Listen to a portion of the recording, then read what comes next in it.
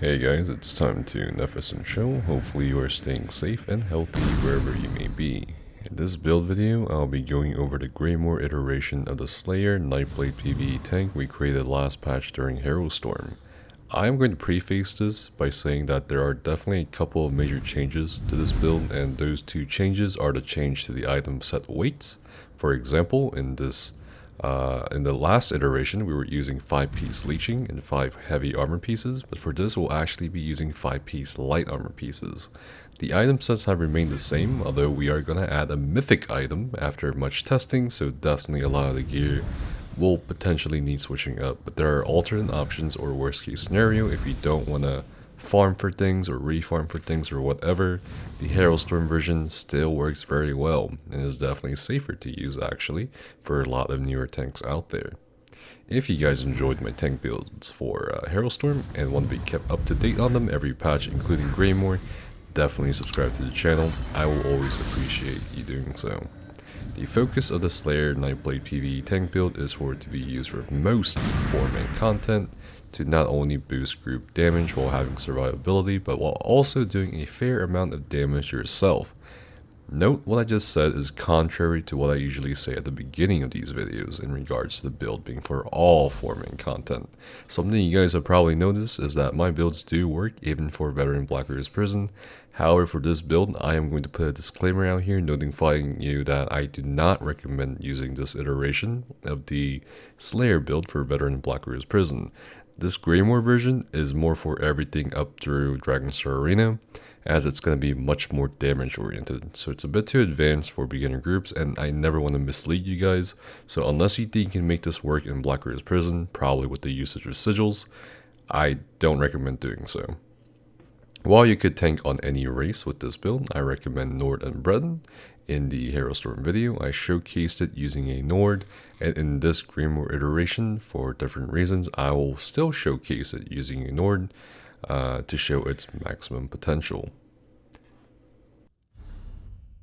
Now, a lot of you guys have been asking me for an update to the Light's Fury hybrid DPS tank build, or something that can do some decent amount of damage while you tank vet dungeons or pledges, and the Harrowstorm version of this Slayer build was sort of a response to those requests. But while I was satisfied with the group utility this build provided, I personally wasn't satisfied with the damage output, which you can get away with in a lot of 4-man content, particularly the newer ones like Ice Reach or Unhallowed Grave.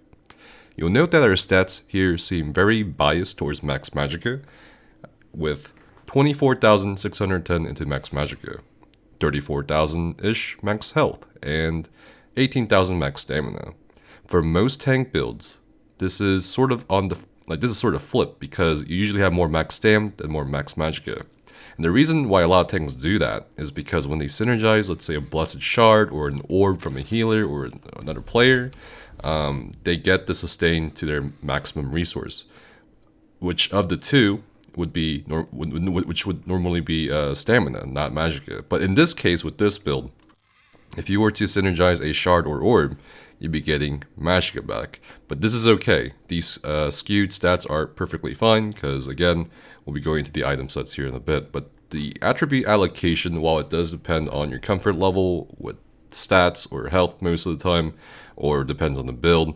For this build particularly with the Nord race, we're going to be having 12 points in the magicka and 52 points to health. For the Mundus stone, now the Mundus stone is pretty interesting with this build, because just as a forward, the traits on the armor pieces that I built are going to be divines or the traditional 4 sturdy and 3 infused. If you are gonna go for the divines, you have a lot more options. You can do the Atronak, you can do the Shadow, you can do the Thief, you can do the Apprentice, you can do the Lord, and that's really pretty much it for options. And this will vary with, again, your comfort level with this build, whether you want to do more damage or push your damage as much as possible, or if you want to revert back to a more defensive spec like the Atro or the Lord. And you'll notice that our food we're using here is built with sugar skulls. Now, this is pretty nice because it does give us max stam, max magicka, and max health. I did try Witch Mother's Potent Brew, and while the sustain was much better in terms of the magicka pool, it just didn't feel enough for my stam, because it just, I don't know, it just wasn't enough. But if you can get away, or you're comfortable with Witchmother's Bone Brew for this build, feel free. I think perhaps my playstyle with this build just couldn't take the Witchmother's Bone Brew, and that playstyle I'll explain here in a bit as well. But again, I think either food can work depending on your playstyle. In terms of magic recovery and health and stam recovery, you'll notice that stam recovery is a little bit higher, just a little bit, but that'll go up here shortly. Magic recovery is at 1262 unbuffed, and with a potion, let's say a spell power pot or something, it goes up to about 1400. Our spell damage is slightly over 2100, and that's actually a decent amount for a tank spec. And our spell resistance and physical resistance unbuffed is 20,000 and 19,000. But when we buff up, it's gonna hit over that comfort level of 24,000 resistances. So for sure, it's a pretty sturdy build even with 5 light armor pieces. Now I'm sure you guys are excited or anticipating what I have on my item pieces now. Again, the itemization didn't change too much, but there were 2 major changes, like the item weight and of course the addition of a mythic item. So we'll go over the monster set first, and note that these monster set pieces, Malabeth, or whichever monster set you may be wanting, and there are alternatives like Earthcore, Ancient Guardian, Lord Warden Dust, Malabeth, Stonekeeper, Swarm Mother, Troll King. It just all depends on the situation and so forth. But primarily we'll be looking at Malabeth because it's probably the default set you're going to go with for most situations, especially trash situations. But Malabeth, we have 2 light, and the traits are divines. And again, you can revert your trait to like 3 sturdy or 4 sturdy on the smaller pieces and 3 infused on the head, chest, and legs. But for this, we're just going to be showing you all divines side of things. Both traits are divines, and the enchantments are max magicka. You can go with max magicka on the larger pieces or all pieces with the prismatic enchantments, but that does require a bit more investment in terms of gold. So that's really up to you. You can still do magic enchantments and you'll still be fine. Do you need to gold out your gear? A lot of people ask me this almost like every build video. You don't need to gold out your gear as a tank. The only thing you need to gear out, in my opinion, is gonna be your 2-hander weapon to maximize the potency of your enchantment, particularly the Crusher enchantment, which is a very standard debuff most tanks have in this game. But going back to the monster set, we have Malabeth. It adds max health, which is pretty nice. 2-piece bonus, when you take damage, you have a 10% chance to create a beam that steals 7,200 health over 4 seconds. And while this beam holds, and which it will hold in pretty much every fight, you gain Major Vitality, which increases your healing received by 30%. That's a huge buff. 30% more healing basically to yourself with your own healing, and also healing from others. That's what it means. The beam breaks if the enemy moves further than 8 meters away. This effect can occur once every 6 seconds. Just to give you guys a reference for 8 meters from this banner, that's about 8 meters right there. And of course, this depends on the hitbox of the target as well. So it's actually, I mean, unless you're intentionally going to break away further than this point, then it will hold. It's a pretty solid set.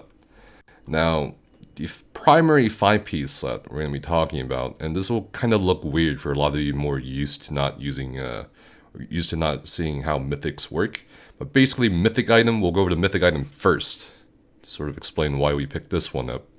And this will disrupt the traditional like 5 armor pieces on the body for the first 5-piece set, and then you have 5, like 3 pieces of the second set and 2 pieces of the second set. That makes 5 pieces on both bars with 5 pieces on the body with a 2-piece monster set.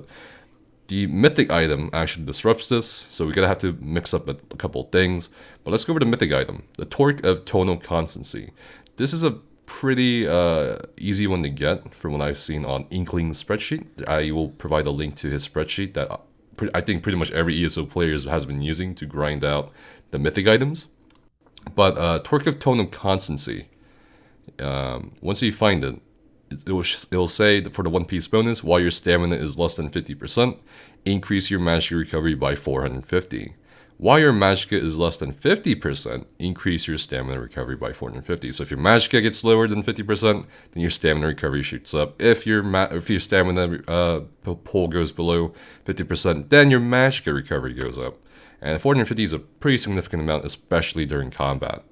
And the reason why we picked this up is because it's going to work really well with both the damage and tanking aspects of this build. And I've honestly had to test this for a couple days, but I've been meaning. I mean, I farmed this on live as well, and I thought Bloodlord's Embrace would be pretty good for the Slayer build. However, there was a downside, and just to show you guys what I mean, it says dealing damage with a bash attack places a persistent, uncleansable blood curse on an enemy. You can only have one blood cursed enemy at a time, and dealing additional bash damage moves the blood curse. Blocking an attack from a blood cursed enemy restores 1535 Magicka to you. This effect can occur once every 1 second. This sounds pretty OP, and it is OP, but however, I think I would conserve this or save this for boss fights, more so than trash fights. And the idea of a Saptank or a Nightblade Saptank, or even just a tank in general, trash in this game typically dies fast unless it's a like trial elite mobs. So for 4-man content, this won't last long enough for you to actually gain the benefit, because as a Nightblade Saptank, you're pretty much gonna be out. You're pretty much gonna be using a lot more Magicka than this can provide you during trash fights. So I don't think it's really worth it.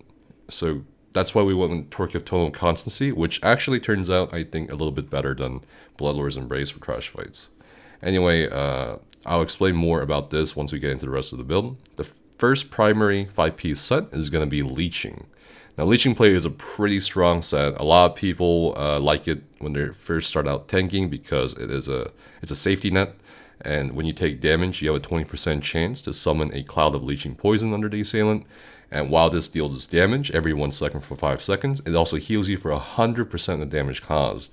Now, in comparison to another set that a lot of people like for like Sap tanks or Nightblade tanks or something like that, Baraha's Curse says when you deal damage, you have a 25% chance to create Desecrated Ground for 5 seconds, which snares enemies by 70%, and also heals you for 100% of the damage done. Note that the tooltip on Baraha's Curse is a bit lower than Leeching. So for min-maxing, for this particular context, we're going to go with Leeching over this. Although this can be combined with Leeching, or can be an alternative to Leeching if you don't have Leeching. But the Leeching pretty much gives us a huge safety net in addition to using Malabeth for both boss fights and trash fights. You're going to be getting a lot of healing received from both your abilities as a Nightblade and Malabeth. Remember, Malabeth gives you major vitality. That's really, really strong, and you basically don't really need a healer due to this combination. If you have a healer, that's great. If you don't, that's still great.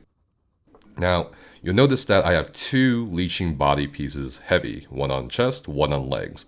This is basically to get the most out of the resistances as possible, as the larger heavy pieces will net you a bit more resistance than, say, slotting a girdle or a heavy shoulder. And we do want 5 light, so that's why we had the monster mask and shoulder in the lightweight. And then for the rest of the 3 pieces, we do have Master Architect. Now you'll notice, well, how is 2-piece leeching active, or 5-piece leeching active with just two on the body? We do have 2 rings of leeching as well. Remember that the mythic item is taking up a necklace slot. So we do have 2 leeching on the jewelry slot and 2 leeching on the body slots. And we do have 1 leeching on the front bar. Now we're going to have a front bar setup of sword and shield and lightning staff.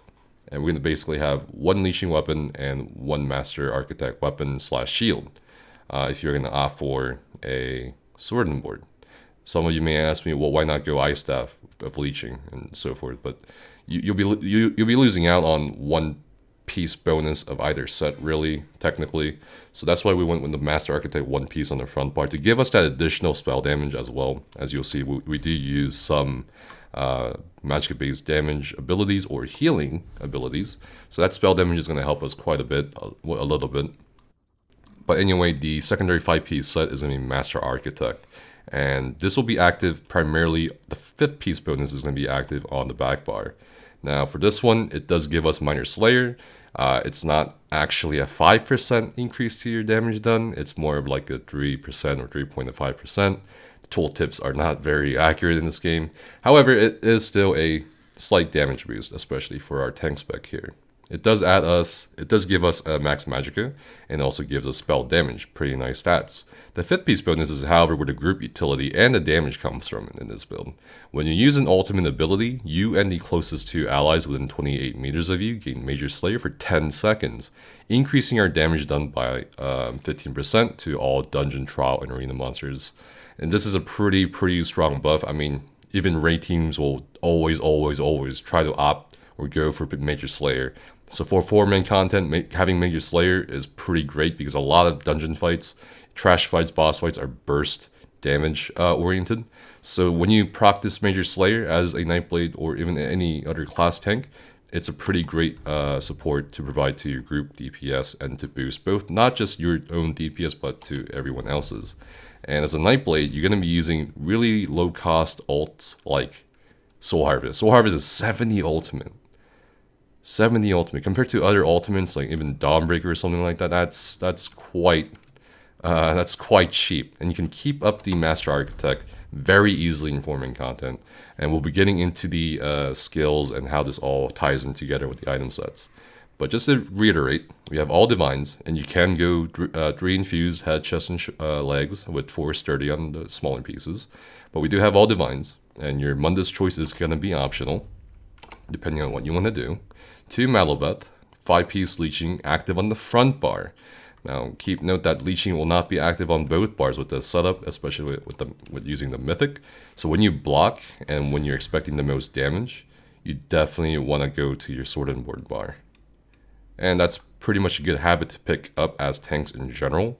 You don't always want to block on your staff bar or your 2-hander bar or whatever, because you can mitigate more damage on your sword and board bar anyway. So the leeching will always activate or proc on your sword and board bar, giving you more healing, which will also, go hand in hand with Malobeth in addition to your Nightblade healing.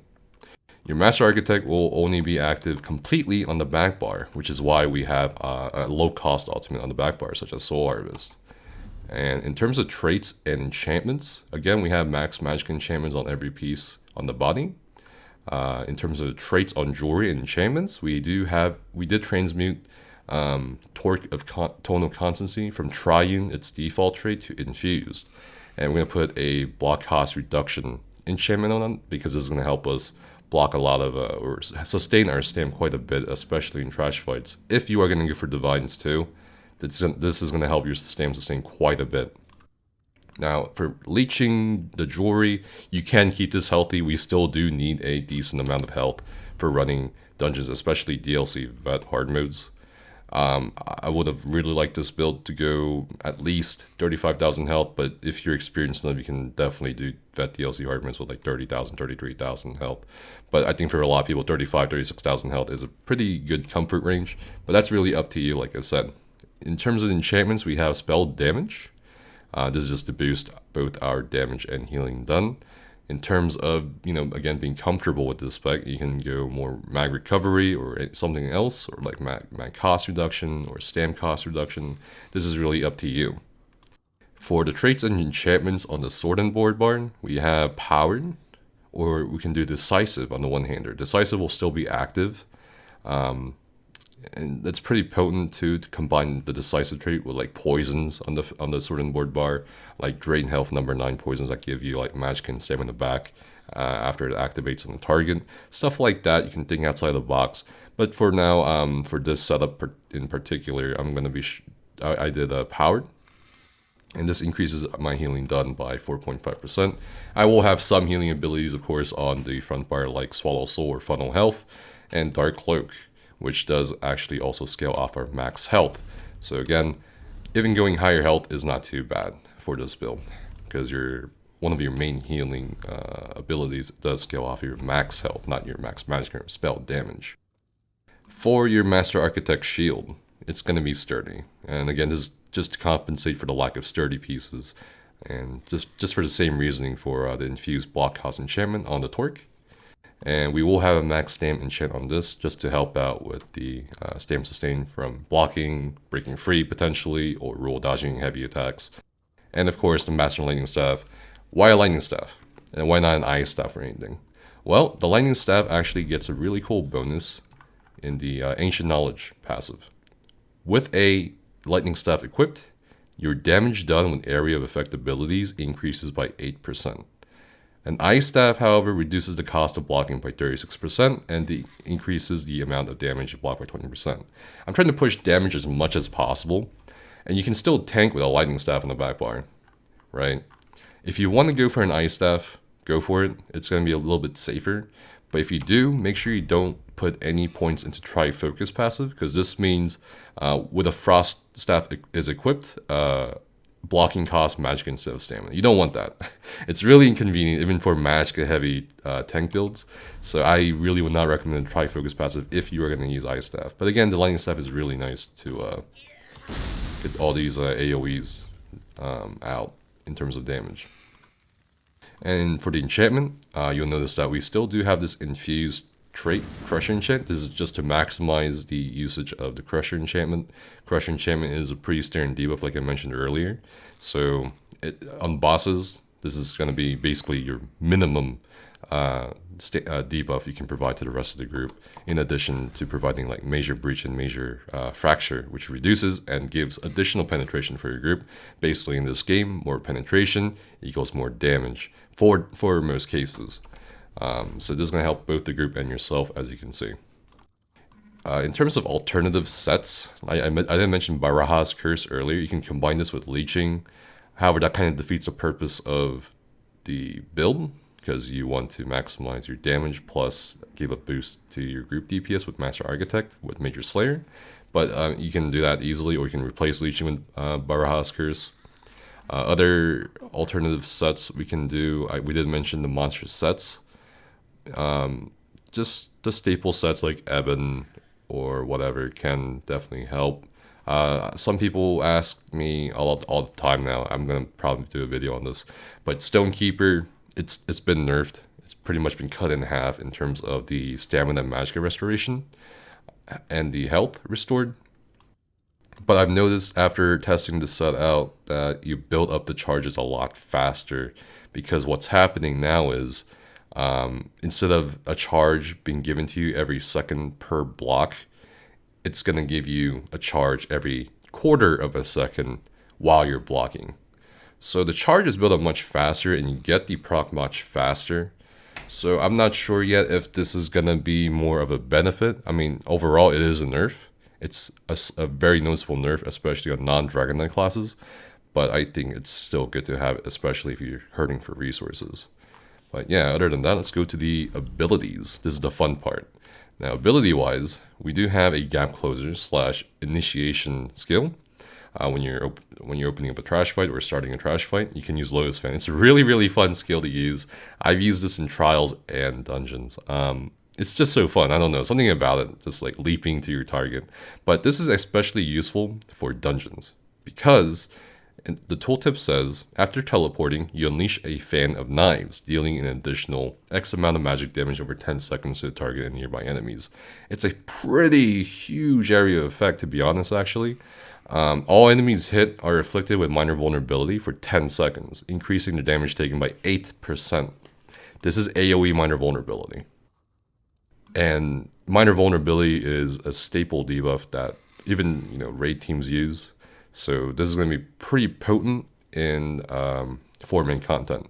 So not only are you going to be giving the group Master Architect and Major Slayer, and also be doing damage on yourself, by yourself, I mean. But you're also going to give the group, including yourself, minor vulnerability. And that's 8% more damage done from all of our abilities. Every damage over time, every direct damage, every light attack, that's minor vulnerability. It's pretty significant. If you're not going to use Lotus Fan for like fights where you don't need it, or if you don't think you need it, there are alternative skills to use, such as Leeching Strike. Although I feel like I would put Leeching Strike somewhere else, like in the place of Strife / Funnel, and keep Lotus Fan just to keep up the minor vulnerability even on the boss fights. So these bars are not set in stone, so whatever works for you in whatever situation, you should definitely do it. Pierce Armor. Now, why don't we do Rainsack? And why do we do Pierce Armor? Rainsack does give us minor protection. Well, Dark Cloak gives us minor protection pretty easily. We can maintain a pretty high uptime of minor protection without the usage of Rainsack. That's why we went with Pierce Armor. And we don't really have much room, to be honest, to slot Ellie Drain for the group if there's no healer or anything. So while unfortunately we're not gonna grant minor magicka to the rest of the group, which does help sustain, we're still gonna have to give them the Major Breach, which reduces the spell resistance of a target or boss for the rest of the group. So that's why we went with Pierce Armor. Speaking of Dark Cloak, this is our main heal. We gain minor protection while shrouded, and that's for 8 seconds. Pretty long duration for minor protection. And we also heal every second for X amount, which is scaled off of our max health over 8 seconds.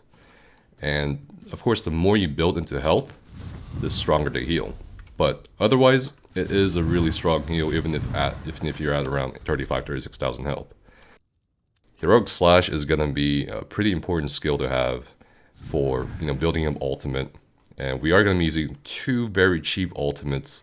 And so this is going to be really useful to have for the Minor Heroism. Grants us 1 ultimate every 1.5 seconds for 12 seconds, while providing minor maim on the target. I've actually had to experiment with Darkshade, or the other morph, where we can control these pets. These guys also do inflict minor maim, but the only reason why I went with Heroic Slash ultimately is because of the Minor Heroism. It's just that good. Otherwise, you can replace it. I just wouldn't recommend it. And we will need some stamina abilities to actually make full use of the Torque of Tonal Constancy. Anyway, the Strife. This is a weird skill. So basically, while funnel health looks really good on paper, in dungeons, I've had it unfortunately never go to me. It just goes to the other 2 people. It says it heals you or 2 other nearby allies for 59% of damage inflicted every 2 seconds for 10 seconds. And this is why you see a lot of Nightblade tanks don't run funnel health a lot in trials, because it always goes to somebody else, especially if you need it. So Swallow Soul can be an option here, but it does do less healing to yourself, but it does guarantee you the healing. So this is really up to you. If you're confident that you'll be fine with just Dark Cloak most of the time, and you want to try to heal the group more, you can go with funnel health. If you're gonna go with pugging, I would probably do Swallow Soul, but that's really up to you. I'll leave that up to you guys. Anyway, alternative skills, like I mentioned, Leeching Strikes. This can replace Strife or Funnel Health / Swallow Soul. Leeching Strikes is the stamina morph of the other morph, Magicka morph, Siphoning Attacks. So Siphoning Attacks restores up to 4,270 additional Magicka, while this morph, Leeching Strikes, gives us additional stamina. It's preference. But I've found that regardless of spec, Leeching Strike seems to be the stronger one, because as a tank, you always need stamina. You always need stamina, like especially while you're blocking too, because this can actually expire while you're blocking and give you stamina back, which in this case, when we're blocking, we don't get any stamina recovery. Meanwhile, while we do block, we do get magic recovery. So Leeching Strikes is like for 90% of the time for a lot of Nightblade tank specs, the option to go. So I would definitely put this on here if you don't need the Swallow Soul or whatever for boss fights or in trash fights. Spell Wall. This is the one-handed shield ultimate. Obviously, the always go-to ultimate to for the benefit of the group is Horn, and you can build up a Horn really fast as a Nightblade tank. But I think for a lot of you who are going to try to get used to this build, or just used to tanking, I mean, you can definitely do Spell Wall, and I'll explain how this works here in a bit. But basically, like I said, you don't get stam recovery while you're holding block. So when you use this ultimate, you're still blocking, but you're not actually blocking. So the ultimate's blocking for you. And in that time, your stam recovery is active. So let's say your magicka dips below 50%, right? And then the stamina recovery portion kicks in. In the meantime, you're having issues with your stam while your magicka pool is down. You just pop this spell ultimate and you're good to go. You're back up to pretty much full. It's pretty straightforward. And on the back bar, we do have Sap Essence. Now, Sap Essence is our bread and butter as a Nightblade Saptank, and it's just gonna heal for so much. It's gonna heal for so much. In addition to leeching, Malobeth, and everything else, it's just gonna heal for so much for on both yourself and anyone near you. And this is gonna be our main go-to for AoE healing and AoE damage. You notice I have Silver Leash instead of Inner Fire from the Undaunted skill line, or Inner Range. I find this kind of a waste of a GCD, funnily enough, because, again, we need to consider the fact that we are wearing Torque of Tonal Constancy. While your stamina is less than 50%, increase your magic recovery by 450. Unless you're going to be spamming the heck out of Heroic Slash, Pierce Armor, and Leeching Strikes, which are all low-cost stamina abilities for the most part, except Heroic Slash, or you're going to be controlling the proc of Torque of Tonal Constancy by roll dodging, you're going to need another Stam Drain, which is going to be Silver Leash. So how this goes is actually pretty fun. You activate Proxy Death, you pre-buff with whatever you need, you leap in with Lotus Fan, put a wall down, and then you start leashing in any ranged ad that's out of the stack. And by the time you do that, most likely your stamina is going to be below 50%. Then you can just keep going. Obviously, you can time it a lot better than I just showed you. But once your stamina is lower than 50%, your mag reco is actually going to kick in here. And I'm actually going to put something in the video to show you guys the stats of this magic and stamina recovery, because it's hard to show you guys doing all the roll dodging and the magic cost. So just to show you guys how powerful this one piece item really is. So that's one way you can play with that. Unstable Wall of Storms. I've been playing with this. I've been playing around with this too. I would say probably go with the other morph. Unstable Wall is more like, well, if you want to spam it, or you just try to get more damage out as possible. But I feel like it's just preference at a certain point. So if you want to go with Unstable or the Elemental Blockade more for the longer duration, that's up to you. But note that we are still using Lightning Blockade, and this will affect the damage of our Sap Essence, our Proximity Detonation, and Wall. So that's pretty good to know. Mirage. Mirage is kind of a must-have sometimes. So Major Evasion is really, really strong. It's really strong damage mitigation. Everybody uses it, whether you're in PvP or PvE. It reduces damage done from area attacks by 25%. So AoE attacks are reduced by 25%. That's a lot of mitigation. So this is sort of a must-have for situations where there is a lot of AoEs. And pretty much, I can't really think of a dungeon that doesn't have AoEs, right? From either crash elite mobs or boss fights. So definitely, this is sort of a must-have. Obviously, you can swap it out if you need bar space and you feel like you're not going to stand in certain AoEs, or if you think you can avoid certain AoEs. Now, Proximity Detonation.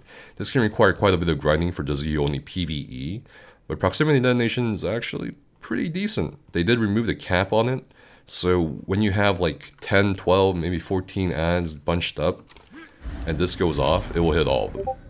So the damage is pretty decent. You can recast it after you've Lotus Fan into the group, but I don't recommend recasting, because by that time, with both your DPS and the group DPS, the mobs are going to be dead, most likely anyway, so you're better off just pretty much spamming Sap Essence at that point. Anyway, the ultimate. This is pretty much the cherry on top. Soul Harvest. The cheapest ultimate we can have available to us. 70 ultimate is, it's very, very little. It's going to keep up during a fight, and also at the start or during or after every trash fight. You're going to have it pretty much always up. And this is going to provide a very high uptime in Master Architect for that Major Slayer. One thing I want to say though is, why not Incap? Well, Incap does provide Reeve, the passive, which does give you some stamina and magicka back every time you like light attack. And that's typically used on the sword and board front bar by a lot of Nightblade tanks, but we can't really put Soul Harvest or Incap on the front bar because our Master Architect is on the back bar. That's the only downside. However, you'll notice that I did pick Soul Harvest. Why Soul Harvest? Why not Incap? Well, Soul Harvest says, while slotted, anytime you kill an enemy, you gain 10 ultimate. This tooltip is a bit vague, but let me explain how this works. You cannot get this ultimate, this 10 ultimate, if you don't get the killing blow. Which is why I was a bit unsatisfied with the previous Harrowstorm iteration, because or most of the time, I just didn't have, or was unlucky in timings of getting the killing blows. With this build, you'll definitely get a lot of killing blows, and which is definitely going to be really great. I mean, I went to the dungeon with this, and you can just basically at least guarantee a Soul Harvest pretty much every trash, during or after. So it's pretty potent with this spec. But other than that, there are other alternative skills we can look at. I didn't really mention Twisting Path or Refreshing Path. This is optional because we do get our resistances as well from using Dark Cloak from the Shadow Barrier passive. Casting a Shadow ability grants you major resolve for 6 seconds, increasing your physical and spell resistance by 5,280. And this is increased by 25% for each piece of heavy armor equipped. We do have 2 heavy armor pieces, coincidentally. So this is going to give us a slight boost to the duration of Major War, Major Resolve, which gives us quite a bit of resistances on the front bar. And it's a pretty comfortable range of resistances. But so that's really up to you. If I had to pick one, it would probably be Twisting Path, because I'm going to be using Cloak anyway. Maybe slot it somewhere on the back bar in place of Mirage. Because I don't think really a lot of trash mobs have too many dangerous AoEs, so you could do something like that. Something here that we can mention, this Master used to have AoE Minor Maim, but I think some of you asked me about this, so I don't think these are really worth slotting for PvE. We already talked about Darkshade previously earlier, so we're going to skip that. Some Nightblade tanks have asked me about like Healthy Offering. It's kind of meh. It's just like not worth slotting over these skills I have in the bar, so that's really up to you. Impale or Killer's Blade, probably Impale. It's gonna be an execute you can have for free if you want. Pretty funny to use, but you do damage at execute on either elite mobs or boss fights.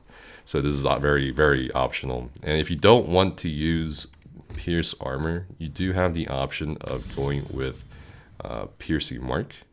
Now, Reaper's Mark also gives the same Major Breach and Major Fracture. And what's crazy about this is, if you want to use this for trash fights, Reaper's Mark, when a marked enemy dies, you heal for 26,447. And of course, this is based on if you get the killing blow or not. And you gain Major Berserk, increasing your damage done by 25%. For 5 seconds. That's insane, to be honest. So you can get a lot more damage out of doing Reaper's Mark for trash fights. Otherwise, for boss fights, I'd probably just stick with Pierce Armor. So that's another alternative skill you can use. Other than that, there isn't really much else except Merciless Resolve. So Merciless Resolve is more additional mitigation you can use, but I don't really find it necessary for most forming content. For trials, yes. But for forming content, not really. You just don't really need that much more mitigation.